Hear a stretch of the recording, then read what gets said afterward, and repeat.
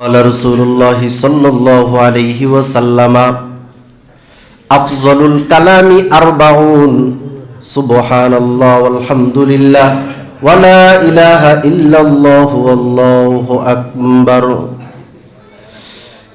পয়গম্বর আরবি আল্লাহ রাসূল বলেন, আল্লাহর কাছে আফজলুল কালাম, মানুষ কত বাক্য কত কথা পৃথিবীর মাঝে বলে, আল্লাহর কাছে প্রিয় কয়েকটা বাক্য আছে।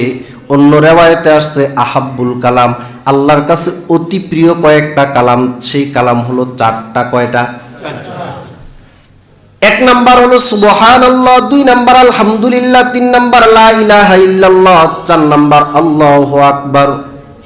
এই চারটা হলো আল্লাহর কাছে প্রিয় কালাম। পয়গম্বর আরবি স্পষ্টভাবে সাহাবায়ে কেরামকে এই তাসবিহগুলো পড়ার জন্য বলে গিয়েছেন, তোমরা এমনি পড়তে থাকো সুবহানাল্লাহ, আমার সাথে পড়েন সুবহানাল্লাহ, আলহামদুলিল্লাহ, লা ইলাহা ইল্লাল্লাহ, সুবহানাল্লাহ, আলহামদুলিল্লাহ, লা ইলাহা ইল্লাল্লাহ। তুমি বাঁচাও তুমি মারো, অবিরত ক্ষমা কর, তুমি বাঁচাও তুমি মারো, অবিরত ক্ষমা কর, যে জন ধরার তাকেই ধর, তোমার মুঠোই সবই আল্লাহ, সুবহানাল্লাহ, আলহামদুলিল্লাহ, লা ইলাহা ইল্লাল্লাহ। সবাই সুবহানাল্লাহ, আলহামদুলিল্লাহ, লা ইলাহা ইল্লাল্লাহ, আল্লাহু আকবার। এই যে চারটা কালিমা বললাম, কালাম বললাম, বাক্য বললাম, এই বাক্যগুলো আমরা এখানে যারা আছি সবাই পারি না? সবাই পারি, বাকি প্রায়জনেই পড়ি না। পারি সবাই, পড়ি না। কিয়ামতের দিন যেই ব্যাপারগুলার আল্লাহ জিজ্ঞেস করবেন কিয়ামতের মাঠে, কবরে না, ওই পাঁচটার ভিতরে একটা প্রশ্ন এটা থাকবে, তুমি যা জানতা সেই অনুযায়ী আমল করছো কিনা, সব জানছো কিনা। এই প্রশ্ন আল্লাহ করবেন না। সব কেউই জানে না। সব কি কেউ জানে? সব জানেন কে? সব কেউই জানে না। বাকি যতটুকু জানতা অতটুকু আমল করছো কিনা। তো এই কালিমা ফজিলতের কথা আমরা সবাই জানছি, এগুলা বারবার ওলামায়ে কেরাম বলছেন, কিন্তু আমরা কেউই পড়ি না। যেভাবে আমি উচ্চারণ করে জিকির তাসবিহগুলা বললাম, এই জিকির তাসবিহের জন্য ওযু করার প্রয়োজন থাকে না, এটার জন্য মসজিদে বসার প্রয়োজন থাকে না, এটার জন্য নির্ধারিত টাইমের প্রয়োজন থাকে না, যে সন্ধ্যাবেলায় পড়া যায় না ওই টাইমে পড়তে, কোনো টাইম নির্ধারণ করা নাই। 24 ঘন্টার হাঁটতে বসতে, গাড়িতে বাড়িতে, পথে ঘাটে, হাটে মাঠে, যেখানেই আপনি থাকেন, হাঁটতে বসতে আপনি এভাবেই নীরব আওয়াজে পড়তে থাকেন সুবহানাল্লাহ, আলহামদুলিল্লাহ, লা ইলাহা ইল্লাল্লাহ, আল্লাহু আকবার। আল্লাহর কাছে যেই কালিমাগুলা প্রিয়, যেই বান্দাটা ওই কালিমাগুলা পড়ে, সেই বান্দাটা আল্লাহর কাছে প্রিয়, সে বান্দাটা আল্লাহর কাছে প্রিয়। চারটা কালিমা, মুসলিম শরীফের বিশুদ্ধ হাদিস। কি পড়বে? মুরব্বীরা অনেকেই ঘরে আছে, মা বোনেরা অসুস্থ, আমাদের কাছে বলেন, দাঁড়ায় নামাজ পড়তে পারে না, অনেকে মসজিদে আসতে পারে না, ঘরে নির্ধারিত চাকরিও করার প্রয়োজন হয় না, ছেলেপেলেরা চাকরি বাকরি করে, এখন বাসা বাড়িতেই প্রায় সময় কাটে।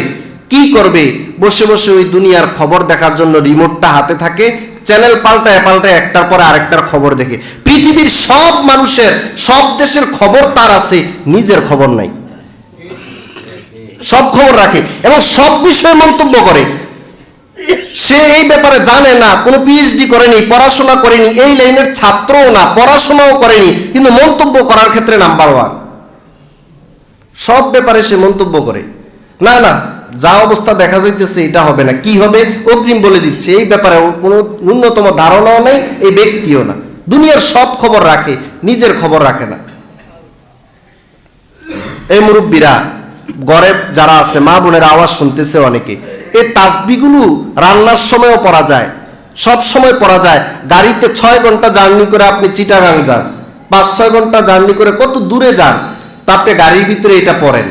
এগুলা পড়তে থাকেন। আরো কয়েকটা আমলের কথা আসতেছে সামনে, চেষ্টা করলে এই কালিমাগুলা উচ্চারণ করে পড়া যাবে কি যাবে না? যাবে। হযরত আব্দুল্লাহ ইবনে মাসউদ থেকে বর্ণনা পাওয়া যায়, তিরমিজি শরীফের হাদিস, পয়গম্বর আরবি আল্লাহ রাসূল বলেন, লাকিতু লাইলাতান উসরিয়া বি ইব্রাহিম আলাইহিস সালাম, যেই রাত্রে আল্লাহ আমাকে ইসরার মেরাজের ভিতরে নিয়ে গেছেন, সেই জায়গায় আমি ইব্রাহিম নবী, আমাদের ধর্মীয় পিতা ইব্রাহিম নবীর সাথে আমার সাক্ষাৎ। সন্তান যখন বাবার সাথে সাক্ষাৎ হয়, আবেগঘন কথা বলে অনেক দিন পর ইব্রাহিম নবী আমাদের রাসূলকে দেখে বললেন, ইয়া মুহাম্মদ ইকরা আলা উম্মতিকা আসসালামা, তুমি তোমার উম্মতের কাছে আমি ইব্রাহিমের পক্ষ থেকে সালাম পৌঁছায় দাও। সুবহানাল্লাহ বলবেন। বাবা সন্তানদের কাছে সালাম পাঠান, পয়গম্বর আরবি মিডিয়া হিসাবে মাঝখানে সালামটা আমাদের কাছে পৌঁছায় দেন। পৃথিবীর কোনো মুসল্লি নাই যে মুসল্লিরা নামাজের ভিতরে বসে দুরুদে ইব্রাহিমের ভিতরে ইব্রাহিম নবীর উপর সালাতু সালাম পড়ে না। আল্লাহু আকবার। ওই যে বাবা আমাদের কাছে সালাম পাঠাইছেন, আমরা পবিত্র অবস্থায় নামাজের ভিতরে নত জানু হয়ে বাবার জন্য সালাতু সালাম আবার রিপ্লাই করি। পয়গম্বর বলে দিয়েছেন, যান আপনি উম্মতকে সালাম পাঠিয়ে দেন আর তাদেরকে একটা সংবাদ দিবেন। সংবাদটা হলো, আন্নাল জান্নাতা তাইয়িবাতুল আরদি ওয়া উযবাতুল মা, জান্নাতটা হলো অত্যন্ত উর্বর একটা ভূমি। জান্নাতে 4টা নহর আছে, নহরের প্রত্যেকটা পানি অনেক মিষ্টি। আপনার উম্মতকে জানাই দিয়েন, ওই যে উর্বর যে জান্নাতের ভূমিটা আছে, সেই ভূমিটা একদম খালি পড়ে আছে। যে বান্দার জন্য আল্লাহ জান্নাত তৈরি করে রাখছেন, সেই বান্দাই তার জান্নাতটাকে আমল দিয়ে সাজাইতে হবে। আর তাদের জন্য আল্লাহ 4টা নহর রাখছেন। উযবাতুল মা, তার মানে সুপেয় অত্যন্ত মিষ্টি। পৃথিবীর কি পানি আপনি পান করেন, ওই যে দোকান থেকে কোল্ড ড্রিঙ্কস কিনে আপনি খান, বিজ্ঞ ডাক্তাররা হয়তো বলতে পারে এটা শরীরের জন্য উপকার না, কিন্তু জান্নাতে যে 4টা নহর আছে, পানির নহর, মধুর নহর, খমরের নহর এবং দুধের নহর, এই 4টা নহরের প্রত্যেকটাই অত্যন্ত সুমিষ্ট হবে।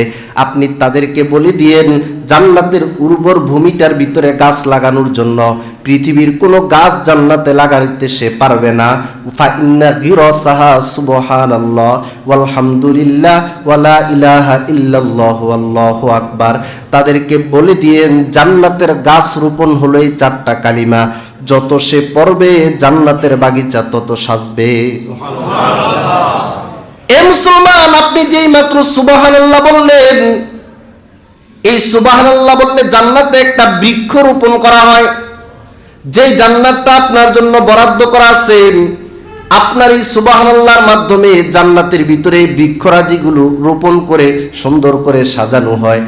যখন আপনি সেই জান্নাতটা পাবেন, ওইটা দেখে আপনার কাছে মনটা ভরে যাবে। শুধু একটা আফসোস থাকবে, যেই টাইমগুলো আমি আমল করি নাই, সেইগুলো যদি আমল করতাম তাহলে আমার জান্নাতটা আমার রব আরো সুন্দর করে দিতে। তাহলে 4টা কালিমা আবার তিরমিজির ওই হাদিসে এটাই আসছে।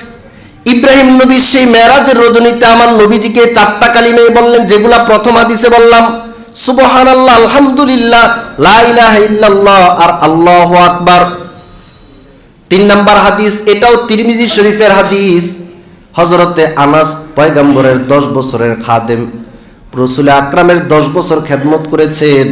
হযরতে আনাস বলেন, আমি রাসূলের সাথে একদিন হাঁটতেছি, মাররা আলা শাজারাতিন ইয়াবিসাতিল ওয়ারাক, আমার নবীজি একটা শীতকালীন গাছের পাশ দিয়ে অতিক্রম হলেন, যে গাছের পাতাগুলো অত্যন্ত শুকিয়ে আছে। শীতকালে দেখবেন আমরা গাছ, বিভিন্ন গাছের পাতাগুলো লাল হয়ে নরম হয়ে যায়, হালকা ঝাঁকি পড়লে সবগুলো পাতা পড়ে যায়। পয়গম্বর ওই গাছটার পাশ দিয়ে অতিক্রম করার সময় ফাজরাবা বিআসাহু, নবীর হাতে যে একটা লাঠি ছিল, পয়গম্বর আরবি একটা লাঠি হাতে নিয়ে চলতেন। অনেক বুজুর্গ উলামায়ে কেরামের হাতেও দেখা যায় একটা লাঠি থাকে। শুধু বিপদের জন্য নয়, লাঠি ব্যবহার করে এমনি তো জায়েজ, হাতে নিয়ে রাসূল সেই লাঠিটা দিয়া সেই ছোট ছোট গাছগুলার পাতাগুলা যে শুকায় আছে, লাল হয়ে আছে, এভাবে নাড়া দিছেন, সবগুলো পাতা ঝরে পড়ে গেছে। সাহাবায়ে কেরাম তাকায় আছেন, কি ব্যাপার? আল্লাহ রাসূল বলেন, এই গাছের পাতাগুলো যেমন লাঠির আঘাতের মাধ্যমে সবগুলো ঝরে পড়ে গেছে। আমার উম্মতি দিনের বেলা রাতের বেলা চলাফেরার সময় কত দোষ আর কত গুনাহ তাদের দ্বারা সংগঠিত হয়ে যায়। তাদের যত ছোট ছোট গুনাহগুলো আছে, ওই ছোট ছোট গুনাহগুলা আল্লাহর প্রিয় কালিমা 4টা সুবহানাল্লাহ, আলহামদুলিল্লাহ, আল্লাহু আকবার বলার দ্বারা এই গাছের পাতার মতো তার ছোট গুনাহগুলো তার শরীর থেকে ঝরে পড়ে যায়। পয়গম্বর এভাবে প্রায় জিনিস এভাবে উদাহরণ দিয়ে বুঝান। গাছের পাতা যেমন খুব সহজে পড়ে যায়, গুনাহগুলো এভাবে মাফ হয়ে যায়। আমাদের অজান্তে জানা ও জানায় কত ছোট বড় গুনাহ হয়ে যায়। কবিরা গুনার জন্য আল্লাহর কাছে তওবা করা লাগে, না হয় গুনাহ মাফ হয় না। আর ছোট গুনাহগুলো আল্লাহ অন্য আমলের কারণে মাফ করে দেন। এটা আমার আল্লাহর বড় মেহেরবানি, বলি সুবহানাল্লাহ। এ মুসলমান,